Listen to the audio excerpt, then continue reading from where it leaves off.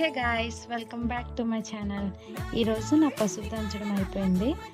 దీన్నే కొన్ని సైడ్లు గోధుమ రాయి అని కూడా అంటారు. ఇక్కడ మా అమ్మమ్మ మొదటగా అన్నీ చేస్తున్నారు.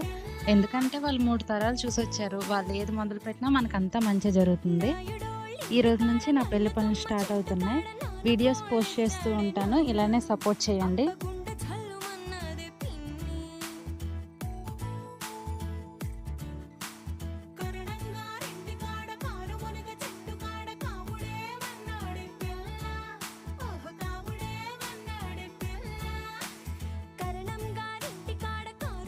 ఇక్కడ తలంబ్రాల ధాన్యం వేయడానికి మా అమ్మమ్మ మా వదిన మంచిగా అలికి పసుపు మొత్తం రాసి ముగ్గులు వేస్తున్నారు.